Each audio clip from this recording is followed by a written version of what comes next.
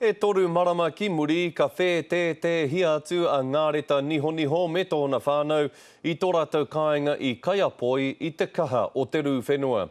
Heoi ka pehea ratou mo te rā Kirihimete apopo.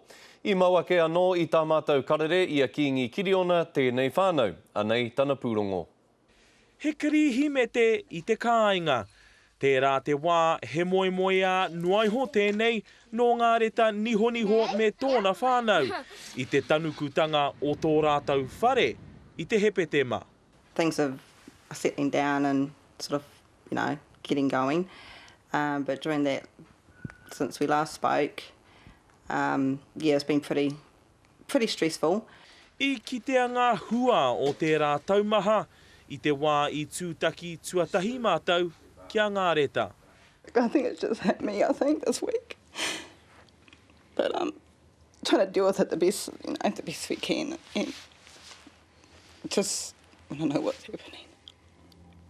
I tanuku te whare nei I runga I te waia kawehiko matua.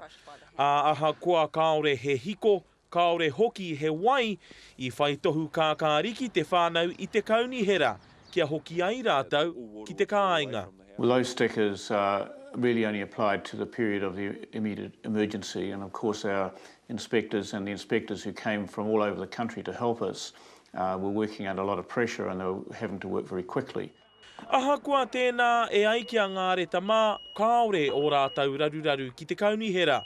Ko tahi rau mano tāra ko whakawhiwhia e te kōmihana mō ngā rū whenua kia rātou. We know now that we are in Type C, which took a long time to come, but we do not know when our house will be repaired, how long it is going to take, any of those issues, and that's the frustrating point at the moment. Ko tētahi o ngā āki a te hunga whakamātautau whare, me tūraki pea te whare nei, e noho ai ko tēnei tō rātou Kirihimete whakamutunga, ki konei. It could be our last Christmas here, so you never know. But it's going to be great. Kingi Kiriona, te Karere.